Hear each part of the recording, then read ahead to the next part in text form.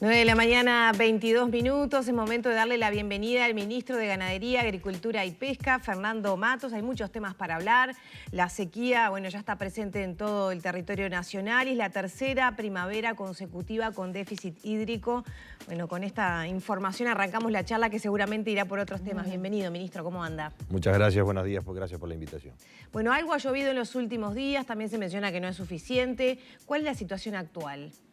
Bueno, es una situación de mayor alivio, de alguna manera se desbloqueó el tema precipitaciones, es decir, ese bloqueo que generaba que no se generaran las lluvias tan necesarias. Venimos en algo bastante sui generis, que es un déficit hídrico durante el invierno. Es una época que normalmente es bastante abundante en precipitaciones. En el mes de julio fue el último mes con un registro importante. Luego tuvimos agosto, septiembre y octubre con muy pocas lluvias. Y en noviembre decidimos declarar la emergencia agropecuaria y fue como un disparador, ¿no?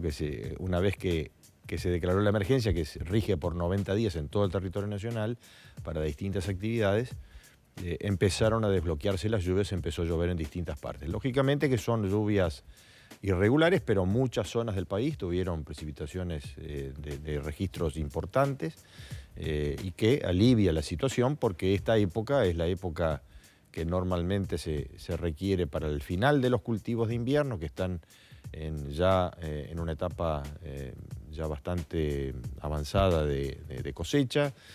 También tenemos la estación más importante en la generación de reserva de forraje, que es la primavera, y tuvimos realmente reservas bastante limitadas. ¿Hay situaciones irreversibles en ese sentido por la falta de agua de los últimos meses? Bueno, ayer estuvimos, lo que más crítico, que se pensaba que iba a ser más complejo, era el tema de los cultivos de invierno, que estamos prácticamente en un 30-40% de avance de cosecha, y también la siembra de los cultivos de verano. En ese sentido se proyectaba o se creía por parte del sector agricultor que solamente se sabe exactamente lo que ocurre después que se cosecha.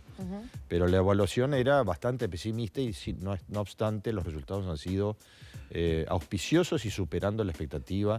Nos decían ayer en la inauguración de la zafra de trigo que los resultados han sido mucho mejores, tanto en canola, que es un área muy importante que se ha sembrado, como también en trigo y en cebada, mejorando las expectativas que había, porque cuando falta lluvia, los cultivos estaban muy sanos, pero falta lluvia para el llenado de grano, que es la etapa final. Claro. ¿Y entonces eso a qué se debió la mejora de los resultados? Y se está viendo cuál es la explicación, porque en definitiva tal vez las pocas lluvias que cayeron fueron suficientes para... Obviamente que no estamos hablando de rindes extraordinarios. Vamos a estar por debajo de los rindes del año pasado. Era necesario tener una buena productividad porque recordemos que los costos de implantación de estos cultivos fueron muy altos. Aquí hubo el efecto de la guerra en Europa, claro. Con los temas de los fertilizantes, el tema de los combustibles, el tema de los agroquímicos. Todo fue una ecuación de costos muy elevada que requería, a pesar de los buenos precios que estamos registrando hoy, que tuviéramos una buena productividad para poder en un punto de equilibrio. Yo diría que por lo menos en los cultivos de invierno va a haber un empate. Es variable la situación, en algunos lugares ha llovido un poco más, un poco menos, hay rindes buenos, pero también de los otros. Hubo gente que tuvo que inclusive enfardar los cultivos porque se entendía que no justificaba el costo de la cosecha y por lo tanto lo destinaron a forraje. ¿Va a tener una repercusión en los precios a la población, en algunos productos puntualmente? No, eso se rige por la paridad de precio internacional. No estamos a niveles de precios que en algún momento, en el caso del trigo, que es un producto muy sensible porque afecta a todos los panificables y tiene un efecto grande sobre la inflación. Recordemos que el Uruguay tuvo picos de precio de 450 hasta 500 dólares en el mercado internacional del trigo y está a 300, que es un poco por encima del precio previo a la guerra. Entonces no creo que haya habido un efecto, que vaya a haber un efecto. ¿A nivel de frutas, verduras, afectación de lo que se está cosechando por estos días? No, hay abastecimiento de buena parte de los productos disponibles. Está faltando agua, claramente que está faltando agua y eso requiere también costos de producción más altos para el granjero. Pero en general en la granja tenemos buen abastecimiento. Hubo algún caso puntual en el caso de la cebolla, el caso del tomate, pero eso Pero ya se está, reguló eso. ya está resuelto, ya está con buena producción nacional y no creo que haya presiones inflacionarias importantes. En el caso del trigo es importante porque es un producto que consumimos mucho los uruguayos, se requieren unas 400.000 toneladas, pero vamos a tener un stock cerca de 1 millón, con lo cual vamos a tener saldo exportable que también es importante para la generación de divisas del país. Y en el caso del ganado, porque también estaba viendo ahora pantalla de Uruguay, por ejemplo, que dice que ya se nota el tema de la sequía en los precios, por ejemplo, y bueno, es justamente en el esfuerzo, ¿no?, de mantener... Bueno, el mercado de Hacienda se maneja mucho por el tema de la expectativa en cuanto a la disponibilidad de forraje. Recordemos que uno de los mecanismos que tiene el productor es retirar carga del campo, es decir, en la medida que no tiene disponibilidad forrajera, tiene que retirar ganado y tiene que ofertar al mercado a la venta. Y muchas veces esa ocasión genera sistemas a la baja. Cuando empieza a llover, como es el caso, se recompone la base forrajera, los campos se recuperan. Esta es una época que normalmente el ganado pasa mejor que en el propio invierno, aún teniendo disponibilidad de menor de comida, los ganados pasan mejor y por lo tanto con cualquier atisbo de normalización del tema climático, el productor retiene el ganado y esa retención genera que los valores se recuperen, que es lo que está ocurriendo en este momento, tanto para la reposición como el ganado gordo también. Bien, el tema sequía, cuando se cumplan los 90 días de la emergencia, ¿se podría entonces levantar con estas lluvias que han caído y lo que se espera? Todavía es temprano para decidirlo, no tenemos todavía un mes de la declaración, vamos a estar alrededor de 20 días, así que eso lo vamos monitoreando constantemente a través de información objetiva que nos genera el INIA, el INUMET y también nuestros servicios del Ministerio. Lógicamente que si esto continúa en el régimen de precipitaciones en las próximas semanas, tendremos una tendencia a no reiterar la declaración.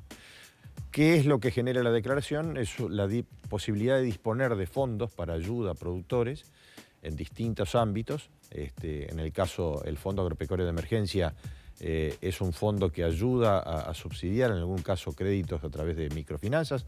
Se destina a pequeños productores familiares o productores de 500 hectáreas, índice CONAT 100 o menos, y es justamente una ayuda para que pueda enfrentar. Cuando viene una sequía, el productor tiene que disponer de otras herramientas, es un gasto extraordinario, por un lado, para poder enfrentar la situación, pero también es un menoscabo a su ingreso, porque los ganados con menos kilos, en el caso de los ganaderos, o el caso de la agricultura, que se ve impactada por un menor rendimiento. Por suerte, en este caso no va a ser tanto el golpe, porque, como dijimos, la expectativa que había previa no se viene confirmando y es más favorable.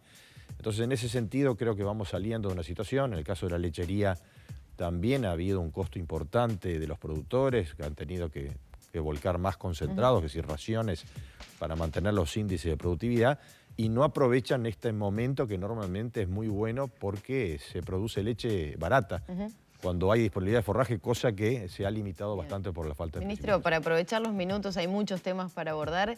Hubo cierto reclamo por parte de un grupo de distribuidores de pollo sobre la situación de libre importación desde Brasil, lo que está ocurriendo desde principios prácticamente de este año.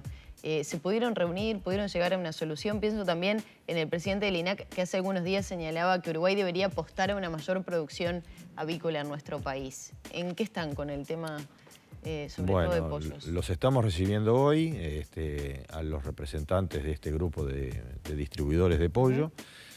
Nosotros creemos que hay que mirar un poco mejor las cifras. ¿Hay una saturación en el mercado uruguayo de pollo? Bueno, en realidad creo que hay un sector que viene creciendo, pero al mismo tiempo también crece el consumo. Es decir, la única cadena productiva de carnes que viene creciendo en demanda es la carne de ave. Y al mismo tiempo tiene todo un campo enorme para desarrollar respecto a las exportaciones. ¿Entonces se puede rever la libre importación desde Brasil? Bueno, yo creo que acá nosotros tenemos que atender los intereses generales, ¿no? También el sector productivo, que es muy importante y venimos trabajando muy bien con toda la cadena, tanto con Cupra como los fasoneros, como también en este caso vamos a recibir los distribuidores, que es una cadena bastante integrada, pero que en realidad la importación no llega al 5% de la producción total. Es decir, de todo lo que se consume en el Uruguay, y siendo que está en crecimiento la producción y la demanda, el 95% se abastece del mercado interno de la producción doméstica. Y apenas el 5% es la importación. No creemos que un volumen de esas características pueda ser un factor de desequilibrio. Y por lo tanto entendemos que el crecimiento de la actividad avícola nacional va a estar también vinculada a las posibilidades de inserción internacional. Ministro, ¿qué está pasando con la carne bovina? Se anunció la baja de la media res a las carnicerías, pero aparentemente eso no se trasladó al público y ha generado preocupación. Bueno, en realidad venimos con ajustes importantes en lo que es la hacienda. El ganado en el campo ha tenido un ajuste muy importante, más del 35% de baja en los últimos 4 meses. Y eso ha repercutido de alguna manera en 7 bajas consecutivas a nivel del abasto. Después está en el juego de la libre oferta, lo que debe trasladarse evidentemente Los dependerá. carniceros hablan que lo que se está vendiendo mucho es carne en cajas y que no es el corte que ha tenido la baja, como los cortes con hueso. Bueno, en realidad la carne con hueso ha bajado. Eso es un tema de libre demanda, de oferta y demanda en el mercado. Pero lógicamente acá lo importante es que tanto la exportación está con números bastante débiles como también la hacienda. Entonces esto, en realidad tenemos una baja del precio de la media res entregada en carnicería en torno a un 35%. Pero esto dependerá un poco también de los temas de márgenes. Hay también, claro, la derivación de una opción que es la carne importada, que en su momento... Ahí está, ¿tuvo el efecto esperado de la importación de carne? Nos ha tocado recorrer carnicerías y se mencionaba que era muy limitada la cantidad de cortes y que la baja era, digamos, no era sustancial, salvo en algunos detalles. Muchas veces lo que ocurre es que la tendencia al alza que tuvimos en aquel momento cuando se importó la carne con hueso desde Brasil, seguramente haya evitado alzas que no se registraron. Es decir, en aquel momento veníamos ajustando semana a semana el precio de la carne y el asado estaba muy escaso porque teníamos muy baja faena. También es cierto que la carne que vino de Brasil venía de muy lejos.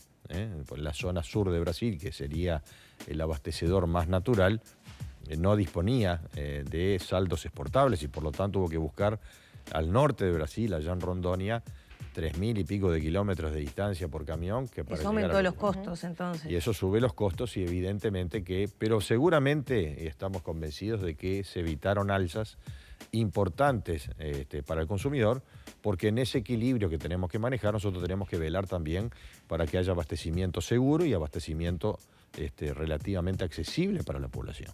Entonces es un tema de manejar los equilibrios.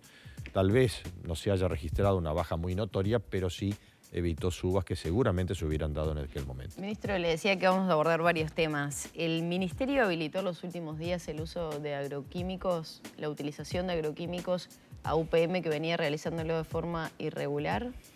En realidad nosotros habilitamos frente a algunos productos, no a UPM, pero sí a la Sociedad de Productores Forestales. Va mucho más allá de UPM. Esto es un tema donde se generó un expediente sobre uso irregular de agroquímicos, sí en un vivero de UPM. Este proceso se viene dando en la conformación de una sanción a esta empresa, pero concomitantemente a ello, todos los viveros del país estaban con la posibilidad de ser sancionados también, por lo cual se procesó una aceleración del proceso de habilitación. ¿Todavía no estaban habilitados o se entiende que pueden ser perjudiciales para la salud humana? Sí, para en realidad son altamente tóxicos para organismos acuáticos. En realidad son productos que son utilizados en otros rubros de la agricultura que no estaban en la etiqueta específicamente habilitados para el uso en viveros. ¿Pero son tóxicos? No, todos los productos químicos en su mayoría tienen su nivel de toxicidad. ¿Está dando cuenta ¿Son altamente tóxicos para organismos acuáticos? Es probable que sí, en algún caso, pero estamos hablando que el ambiente del uso en un vivero es un ambiente cerrado, que no debe tener contacto con ninguna especie, porque evidentemente lo que se emula allí es un ambiente de multiplicación vegetativa, es decir, son mudas que se clonan. Hay un material genético delicado que es fundamental para el proceso de plantío. Es decir, si no tenemos los viveros no podemos plantar.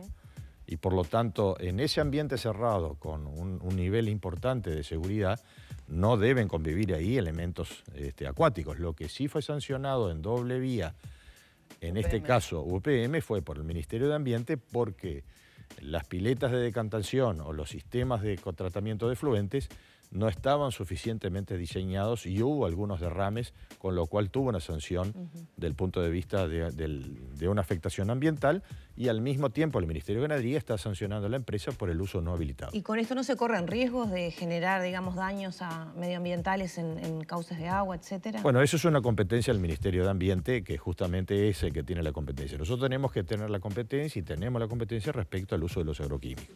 Ya veníamos trabajando con la Sociedad de Productores Forestales hace bastante tiempo.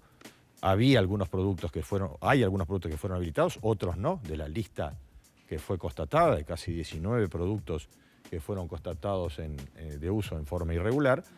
Pero esto no es un tema que se habilita a UPM, se habilita a la Sociedad de Productores Forestales y se habilitaron aquellos con los cuales ellos lograron presentar toda la documentación exigida de acuerdo con las normas del Ministerio de Ganadería. Muchas gracias, ministro. Gracias a ustedes.